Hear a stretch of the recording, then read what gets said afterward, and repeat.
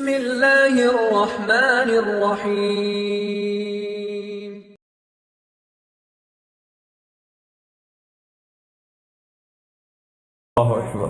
இமாம்களுக்கு இடையே இருந்த உறவு எவ்வளவு பெரிய கருத்து வேறுபாடு இருந்தாலும் இருவரும் ஒருவரை மதித்த அந்த விதம், இதுவெல்லாம் இந்த சமூகத்தில் இருக்கக்கூடிய எல்லா ஆலிம்களும் எல்லா மார்க்கத்தை படிக்கக்கூடிய மாணவர்களும் இந்த இரு இமாம்களிடத்திலிருந்து படித்துக் கொள்ள வேண்டிய மிகப்பெரிய பாடம். இந்த சமூகத்திற்கு இன்றைய தேவையும் அதுதான், உலமாக்களை மதிப்பது. தம்முடைய கருத்தில் மாறுபட்டு இருக்கக்கூடிய மாற்று கருத்து உள்ளவரை மதிப்பது, அவரிடத்திலே பணிவோடு அன்போடு பாசத்தோடு பேசுவது, அவரோடு அழகிய முறையில் நட்பு வளர்ப்பது, இல்மில் எவ்வளவு கருத்து வேறுபாடு பட்டிருந்தாலும் ஈமானுடைய தரத்தில் ஒரே தரம்தான் என்று மதிப்பது. அல்லாஹ் ரப்புல் ஆலமீன் இந்த பண்புகளை எல்லாம் எமக்கு தருவானாக. கண்ணியத்துக்குரியவர்களே, அஹ்மத் பின் ஹம்பல் ரஹிமஹுல்லாஹ் அவர்களுடைய மரணத்துடைய நேரம் மிக முக்கியமான செய்தி. நம்முடைய வாழ்க்கையில மிகப்பெரிய மாற்றத்தை இன்ஷா அல்லாஹ் இந்த ஹதீஸ் ஏற்படுத்த வேண்டும். அஹ்மத் பின் ஹம்பல் ரஹிமஹுல்லாஹ் மரணத்தை அடைகிறார்கள் 77வது வயதில். அஹ்மத் பின் ஹம்பல் ரஹிமஹுல்லாஹ் எப்போது பிறந்தார்கள்? ஹிஜ்ரி 241வது ஹிஜ்ரியில் மரணமாகிறார்கள். 77வது வயதில் மரணப்படுக்கையில் அஹ்மத் பின் ஹம்பல் ரஹிமஹுல்லாஹ் தன் தொழுகையை முடித்துவிட்டு அஹ்மத் பின் ஹம்பல் ரஹிமஹுல்லாஹ் தங்களுடைய படுக்கையில் படுத்திருக்கிறார்கள். அப்போது மகன் அவர்கள் அருகில் இருக்கிறார்கள். தந்தையை பார்த்தால் விழிப்பில் செல்கிறார் அல்லது மறுபடியும் வருகிறார், விழிப்பில் செல்கிறார் மறுபடியும் வருகிறார், விழிப்பில் செல்கிறார் மயக்கமாகிறார். இப்படியே மாறி மாறி நிலைமை இருக்கிறது. சக்கராத்துடைய நேரம். தந்தை தம்மை விட்டு பிரிய போகிறார் என்பதை அப்துல்லா முடிவெடுத்து விட்டார்கள். அப்துல்லா இப்னு அஹ்மத் ரஹிமஹுல்லாஹ் முடிவெடுத்து விட்டார்கள். அப்போது திடீரென்ற ஏதோ ஒரு வார்த்தையை திரும்ப திரும்ப சொல்லிக் கொண்டே இருந்தார்கள். லா பஅத், லா பஅத், இன்னும் முடியவில்லை, இன்னும் முடியவில்லை, இன்னும் முடியவில்லை என்று. அஹ்மத் பின் ஹம்பல் ரஹிமஹுல்லாஹ் அவரிடத்திலே கேட்டார்கள் அவருடைய மகன் அப்துல்லா, என் தந்தையே, எது இன்னும் முடியவில்லை, எது இன்னும் முடியவில்லை என்று சொல்கிறீர்கள்? அஹ்மத் பின் ஹம்பல் ரஹிமஹுல்லாஹ் சொல்கிறார்கள், என் அருகிலே ஷைத்தான் இருக்கிறான், என் தலைமாட்டின் அருகிலே ஷைத்தான் இருக்கிறான். அவன் கூறுகிறான், என்னுடைய ஃபித்னாவை விட்டு நீ செல்லப் போகிறாய், என்னுடைய குழப்பத்தை விட்டு நான் உன்னை விடுவிக்கிறேன், என்னுடைய குழப்பம் உன்னை விட்டு சென்று விட்டது, நீ நிம்மதியாக இருந்து கொள் என்று ஷைத்தான் சொல்லுகிறான். ஆனால் நான் சொல்லுகிறேன், இன்னும் முடியவில்லை, இன்னும் முடியவில்லை என்று. அல்லாஹ் அக்பர். எதுவரை சொல்லுவேன்? என்னுடைய இறுதி வார்த்தை லா இலாஹ இல்லல்லாஹ் என்று கூறும் வரை நான் சொல்லுவேன், ஷைத்தானுடைய ஃபித்னா இன்னும் முடியவில்லை என்று. அல்லாஹ் அக்பர். ஷைத்தானுடைய ஃபித்னா, ஷைத்தானுடைய சூழ்ச்சி, அதுவும் குறிப்பாக மரணத்துடைய நேரத்தில் சாதாரணமானது கிடையாது. அதனால்தான் அல்லாஹ்வுடைய தூதர் ஸல்லல்லாஹு அலைஹி வஸல்லம், அல்லாஹும்ம இன்னி அஊது பிக மினல் மஹ்யா வல் மமாத், மின் ஃபித்னத்தில் மஹ்யா வல் மமாத். யா அல்லாஹ், வாழும் பொழுது ஏற்படக்கூடிய சூழ்ச்சியில் குழப்பத்தில் இருந்தும் மரணிக்கும் பொழுது வரக்கூடிய குழப்பத்தில் இருந்தும் என்னை பாதுகாத்து விடு என்று சொன்னார்கள். மரணிக்கும் பொழுது என்ன குழப்பம் ஏற்படும்? அஹ்மத் பின் ஹம்பல் சொன்னார்கள், இன்னும் முடியவில்லை உன் குழப்பம், இன்னும் முடியவில்லை, நான் உஷாராகத்தான் இருக்க வேண்டும், இன்னும் முடியவில்லை என்று கூறி இறுதி வார்த்தையாக லா இலாஹ இல்லல்லாஹ் என்ற வார்த்தையை கூறி மரணித்தார்கள். அல்லாஹு அக்பர். ஷைத்தானை அஞ்சிக் கொள்ளுங்கள் முஃமின்களே. ஷைத்தான் சாதாரண எதிரி அல்ல. ஒரு மனிதனை வழிகெடுப்பதற்காக எந்த துறைகளை கையாள வேண்டுமோ அந்த துறைகளை கையாண்டு அவனை எப்படியாவது அல்லாஹ்விடத்திலிருந்து திருப்ப வேண்டும் என்று ஆசை கொள்பவன். அதிலும் குறிப்பாக மரணத்துடைய நேரம் அவனுக்கு கிடைத்த இறுதி வாய்ப்பு. அதை எந்த வார்த்தையை கொண்டாவது உறுதிப்படுத்துவான், எந்த வார்த்தையை உள்ளத்திலே ஏற்படுத்தியாவது குழப்பத்தை ஏற்படுத்துவான், அல்லாஹ்வை பற்றி தவறாக சிந்திக்க சொல்லுவான், குழப்பங்கள் சோதனைகள் வரும் பொழுது அல்லாஹ்வை பற்றி தவறான எண்ணங்களை ஏற்படுத்துவான். ஏன் அல்லாஹ் என்னை இவ்வளவு கஷ்டப்படுத்துகிறான், ஏன் அல்லாஹ் எனக்கு இவ்வளவு துன்பத்தை கொடுக்கிறான், வேறு யாராவது உயிரை அல்லாஹ் எடுத்திருக்கலாமே, ஏன் அல்லாஹ் என் உயிரை எடுக்க வருகிறான் என்றெல்லாம் குழப்பங்களை ஷைத்தான் ஏற்படுத்த வருவான். மறுபடியும் அல்லாஹ்வுடைய தூதர் ஸல்லல்லாஹு அலைஹி வஸல்லம் சொன்ன ஹதீஸை நான் நினைவுபடுத்திக் கொண்டே இருக்கிறேன். உங்களில் யாரும் மரணமாக வேண்டாம் அல்லாஹ்வின் மீது நல்லெண்ணம் கொண்டே தவிர. ஏன் இந்த ஹதீஸை சொன்னார்கள்? வாழும் பொழுது அல்லாஹ்வின் மீது நல்லெண்ணம் கொண்டு வாழுங்கள், அது வேறு. ஆனால் மரணிக்கும் பொழுது அல்லாஹ்வின் மீது நல்லெண்ணம் கொண்டே தவிர மரணித்து விடாதீர்கள். 3 நாளைக்கு முன்னாடி சொன்னாங்க அல்லாஹ்வுடைய தூதர் மரணிப்பதற்கு. அல்லாஹ் அக்பர். ஷைத்தானுடைய அந்த ஃபித்னா அந்த சூழ்ச்சி வாழும் பொழுது பயங்கரமாக இருக்கும், அதைவிட மரணத்துடைய நேரத்தில் பயங்கரமாக இருக்கும்.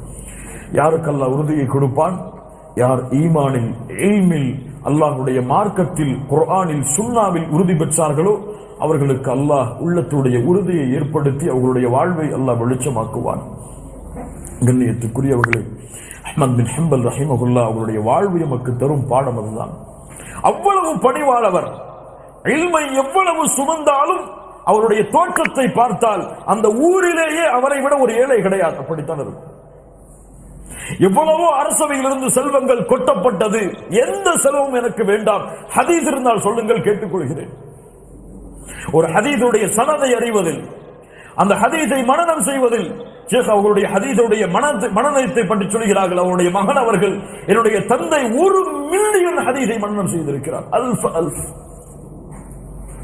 எல்லா ரிவாயத்தையும் சேர்த்து தன் மகனிடத்திலே போட்டி போடுவார்கள். மகனே, நீ என்ன ஹதீஸை வேண்டுமானாலும் கேள், ராவியை சொல், அந்த ஹதீஸ் என்ன சொல்கிறது என்று சொல்கிறேன், அந்த ஹதீஸை சொல், ராவியை சொல்கிறேன். அல்லாஹ் அக்பர். அவ்வளவு தேர்ச்சி பெற்றவர், ஆனால் அவ்வளவு பணிவானவர். தெருக்களில் இழுத்து வரப்பட்டார், பயப்படவில்லை, கவலை கொள்ளவில்லை. அடிக்கப்பட்டார், துன்புறுத்தப்பட்டார், ஈமானில் உறுதி கொண்ட, இல்மில் கொண்ட, அகீதாவில் உறுதி. வருகின்ற ஃபித்னாக்களை எல்லாம், சோதனைகளை எல்லாம் தன்னுடைய உறுதியால், பொறுமையால் வெளிப்படுத்தி அதை எதிர்த்தார். அஹ்மத் பின் ஹம்பல் சாதாரண இமாம் அல்ல, சாதாரண இமாம் அல்ல. அவருடைய கிதாபை வாசித்து பார்த்தால் நமக்கு தெரியும், உஸூல் சுன்னாவை. சாதாரண இமாமாக இருந்திருக்க முடியாது. அல்லாஹ் ரப்புல் ஆலமீன் அவரை அந்த நூற்றாண்டில் தேர்ந்தெடுத்து பிறக்க வைத்திருக்கிறான், அப்படித்தான் தெரியும். வரக்கூடிய ஆரம்ப காலத்தில் வந்த எல்லா ஃபித்னாக்களையும், அஹ்லுஸ் சுன்னா வல் ஜமாஅத் பிறந்த அந்த ஆரம்ப காலத்தில் வந்த எல்லா ஃபித்னாக்களுக்கும் முடிவாக ஷேக் அவர்களுடைய ஃபத்வா இருந்தது. ஆரம்ப காலத்திலே அல்லாஹ் ரப்புல் ஆலமீன் தேர்ந்தெடுத்து அனுப்பி அந்த ஃபித்னாக்களுக்கெல்லாம் அல்லாஹ் ஒரு முடிவை வெளிப்படுத்தினார். அவ்வளவு ஹதீஸின் மீது ஆர்வம் உள்ளவர். சாதாரண விஷயம் அல்ல பயணம் செய்வது. நமக்கு 7 மணிக்கு இங்க வர்றதுக்கு எவ்வளவு கஷ்டமா இருக்கு, வீட்டிலிருந்து கார்ல கிளம்பி வர்றதுக்கு.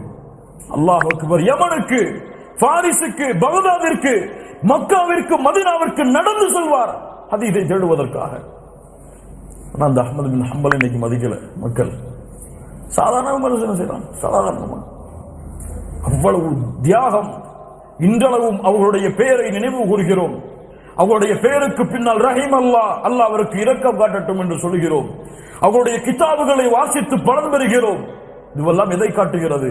அல்லாஹ் அவருடைய அமலை அங்கீகரித்து விட்டார் என்பதை காட்டுகிறது. இன்ஷா அல்லாஹ் அல்லாஹ் அவருடைய செயல்களை ஏற்றுக்கொண்டு விட்டார். அவர்கள் இந்த மார்க்கத்திற்காக பட்ட தியாகம், மார்க்கத்திற்காக பட்ட கஷ்டம், அதை அல்லாஹ் அங்கீகரித்து விட்டார். சாதாரண அங்கீகரிப்பு மிக பலமானதுதான். அதற்கு பின்னால் இருந்த தியாகங்கள் அவ்வளவு உறுதியானது. தியாகங்கள் இல்லாமல் அந்த பலனை பெற முடியாது. தியாகங்கள் இல்லாமல் அந்த அங்கீகரிப்பை பெற முடியாது. தியாகங்கள் இல்லாமல் அந்த இல்மில் தேர்ச்சி பெற முடியாது. தியாகங்கள் இல்லாமல் அந்த ஹதீஸோடு அவ்வளவு ஒன்ற முடியாது. தியாகங்கள் இல்லாமல் அந்த ஹதீஸுடைய விளக்கங்களை கொடுக்க முடியாது. தியாகங்கள் இல்லாமல் அல்லாஹ்வுடைய மார்க்கத்துடைய ஒரு சொல்லை கூட விளக்க முடியாது. அவ்வளவு உறுதியானது தியாகம். கண்ணியத்துக்குரியவர்களை, நாமெல்லாம் நம்ம செய்யக்கூடிய தியாகங்களை எல்லாம் பெரிதாக எண்ணிக்கொண்டிருக்கிறோம். வாரத்துக்கு ஒரு முறை போய் நான் கல்வி வகுப்புல கலந்து கொள்றேன், எவ்வளவு பெரிய தியாகம் தெரியுமா?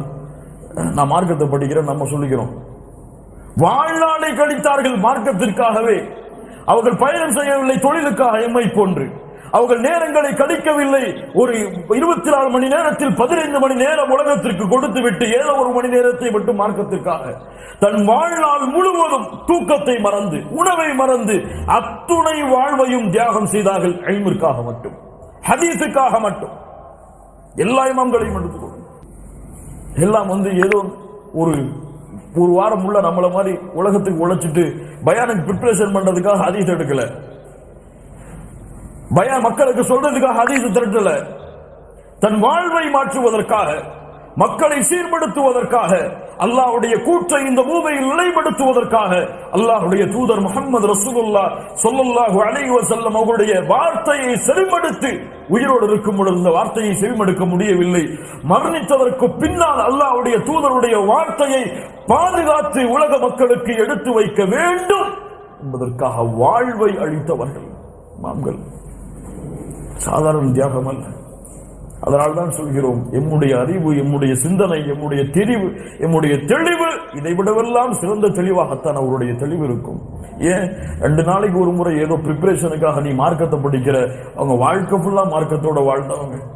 இரவு தூங்கும் பொழுது ஒரு ஹதீஸ் நினைச்சு அந்த ஹதீஸ் என்ன சொல்லுதுங்கிறதுக்காக இரவு கழிச்சவங்க. நம்ம நாளைக்கு அந்த பிசினஸ் எப்படி நடக்கும், அந்த கோடி எப்படி இங்க கொண்டு வரலாம், அவனை எப்படி மாற்றி நம்ம பிசினஸ்ல கொண்டு வரலாம், நம்ம பிளான் பண்ணிட்டு உட்காந்துருப்போம். ரைட்டு, நம்ம வாழ்க்கைக்கு அவங்க வாழ்க்கைக்கு உள்ள வித்தியாசம். அவ்வளவு தியாகங்கள், துன்பங்களை பட்டு அவர்கள் அடைந்த இடம் அது. ஏதோ தியாகங்களை செய்து அதையும் முழுமையாக செய்யாமல் நாம் அடையக்கூடிய இடம் ஏதோ. அல்லாஹ் பாதுகாப்பானாக. விழிப்பு பெறுவோம், இல்மில் ஆர்வம் காட்டுவோம், இல்மை கற்றுக்கொள்வதில் ஆர்வத்தை ஏற்படுத்தி இல்மை மனனம் செய்வதில் அல்லாஹ்வுடைய தூதருடைய வார்த்தை கேட்க வேண்டும். குர்ஆன் என்ன சொல்கிறது என்பதை கேட்க வேண்டும். ஹதீஸ் அதனுடைய விளக்கம் என்ன சொல்கிறது என்பதை கேட்க வேண்டும். அந்த மார்க்கத்தை முறையாக படித்து என் பிள்ளைகள், என் தலைமுறைகள் இவர்களுக்கெல்லாம் இந்த இல்மை கொண்டு போய் சேர்க்க வேண்டும் என்பதற்காக, எம்மை மாற்றி பிறரையும் மாற்றுவதற்காக இல்மை தேடுவதற்கு இந்த வகுப்புகளில் கலந்து கொள்ளுங்கள். அல்லாஹ் ரப்புல் ஆலமீன் அதன் மூலமாக எமக்கு இல்மில் தெளிவை ஏற்படுத்துவான். இதோடு மட்டும் அஹ்மது பின் ஹம்பல் ரஹிமஹுல்லாஹ் அவருடைய வாழ்வை நாம் முடிக்கவில்லை.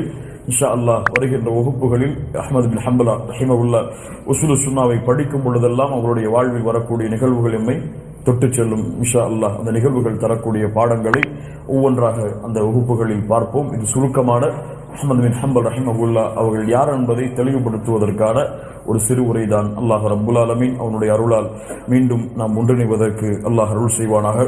கற்ற இல்மை, கேட்ட வார்த்தைகளை வாழ்வில் செயல்படுத்தி அதன்படி நம்முடைய மரணம் வரை உறுதியாக இருப்பதற்கு அல்லாஹ் ரப்புல் ஆலமீன் அருள் செய்வானாக. அகூலு கௌலி ஹாதா அஸ்தக்ஃபிருல்லாஹ லீ வ லக்கும். அஸ்ஸலாமு அலைக்கும்.